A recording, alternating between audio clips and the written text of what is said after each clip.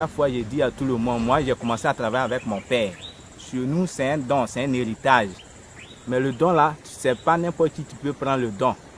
Chez nous, quand une femme accouche de 4 femmes successives, la 4e femme là, l'enfant qu'il va mettre au monde, le premier fils, si c'est un garçon, c'est lui qui est l'héritier. C'est par là, moi j'ai commencé à hériter. C'est comme ça. C'est pas n'importe qui peut prendre l'héritage. Quand il s'agit, le choix te convient, c'est là que tu peux prendre. Donc c'est comme ça, moi j'ai commencé à travailler. Alors on a apprécié, on a jugé que c'est vous qui êtes habilité à hériter, n'est-ce pas, de vos ancêtres. Alors finalement, dites-nous à quoi ça vous sert cet héritage-là? Ça vous permet de faire quoi? Cet héritage permet d'aider les gens. Moi je suis là pour aider. Pour toute personne qui souffre dans sa vie, que ce soit côté maladie, côté de travail, côté de foyer, tu n'arrives pas à enfanter. Tout ça là, moi je suis là pour aider ces gens de personnes. Moi je suis là pour aider, pas pour faire du mal à quelqu'un, mais je suis là pour aider mes frères, mes soeurs, mes parents. Donc cet héritage m'a confié pour aider les gens. Bien, nous allons revenir à tout ça. Le temps pour nous de revenir à notre thème, l'importance du sacrifice. Cheikh Mamourou, c'est quoi le sacrifice pour vous et pourquoi selon vous c'est aussi important de faire un sacrifice? C'est important de faire un sacrifice parce que sur cette terre, tout le monde doit faire des sacrifices. Maintenant, il y a des gens qui ne connaissent pas l'importance. C'est pour cela aujourd'hui, je vais parler à mes frères l'importance du sacrifice. Le sacrifice là, il y a des gens qui font sacrifice uniquement pour avoir l'argent. Or, ce n'est pas ça. Le sacrifice enlève beaucoup de choses sur nous. Que ce soit le blocage, un danger, tu veux venir de notre côté, le sacrifice enlève tout. Mais chez nous, quand on fait un sacrifice, notre idée c'est d'avoir l'argent. Quand on fait qu'on n'a pas eu cet argent, au moins dans quelques jours, on dit que le sacrifice n'a pas exaucé. Or, c'est faux. Tu ne peux pas faire un sacrifice sans obtenir quelque chose derrière. Il y a des gens, remarquez, il y a des familles, quand quelqu'un se lève, on ne sait pas ce qu'il a fait, un peu seulement il évolue. C'est qu'ils ont déjà cherché ça et là. Ses grands-parents ont cherché, ils ont fait des sacrifices dans leur famille pour que toute personne qui va élever, qui va naître, n'a qu'à évoluer dans sa vie. C'est comme ça. Une fois que tu vois qu'une famille, on ne sait pas ce qu'il fait, et puis les gens avancent, c'est qu'ils ont déjà, c'est quelque chose qui est déjà semé. Donc si tu fais un sacrifice, même si toi tu n'as pas reçu l'importance, ton fils a reçu ce que tu as fait, ou bien tes petits-fils. Tu ne peux pas faire un sacrifice sans obtenir quelque chose derrière. Ça, c'est faux. Le sacrifice enlève tout, dégage tout, que ce soit les problèmes, les dangers, le sacrifice enlève tout. Donc voici l'importance du sacrifice. Donc je demande à mes frères, si tu es chez quelqu'un, il te dit il va faire un sacrifice, il ne faut pas penser qu'il entend de bouffer ton argent. Fais le sacrifice et tu vas obtenir quelque chose derrière. Tu ne peux pas faire un sacrifice sans avoir quelque chose dans ta vie. Ça c'est faux.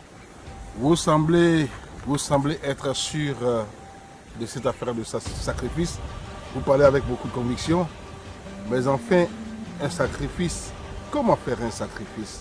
Et dites-nous, sacrifice de quoi, en fin de compte? Le sacrifice, ça dépend. Tu peux aller chez quelqu'un, il peut consulter, il peut voir que ta vie est bloquée.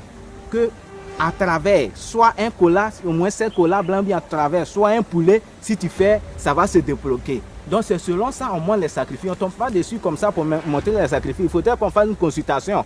Et cela, après la consultation, c'est que ça te concerne dans ta vie comme sacrifice, c'est ce qu'on te dit.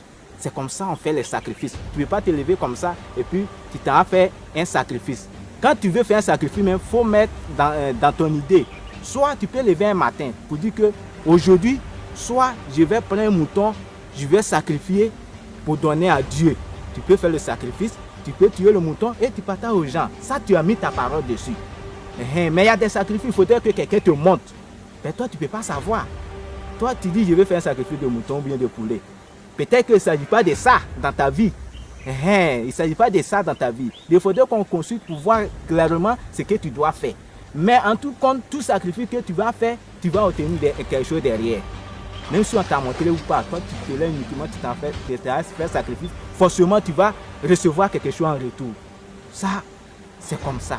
Bien alors, l'importance du sacrifice avec Cheikh Mamourou.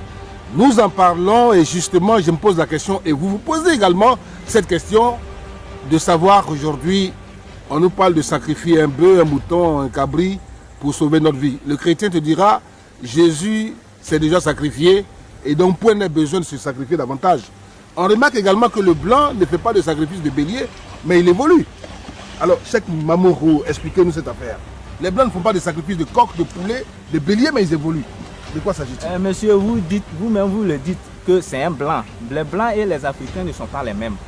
Ce que les Blancs mangent là-bas, nous on ne mange pas ici. Et donc, par contre, on n'est pas la même chose. Un Blanc peut faire tout chez lui. Il peut avoir des fleurs arrosées chez lui. Chez nous, c'est quand tu meurs, on envoie fleurs sur ta tombe. Dans ce cas, tu es déjà parti là. Qu'est-ce que tu vas obtenir derrière? Ça, c'est zéro.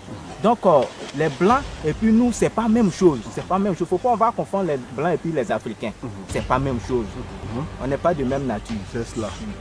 Ok, d'accord. Nous avons bien compris. On n'est pas pareil. Ça veut dire que leurs génies ne sont pas pareils que nos génies, n'est-ce pas? C'est ça, c'est alors, ça, donc, les sacrifices sont voués au génie. Mesdames et messieurs, nous sommes avec Cheikh Mamourou.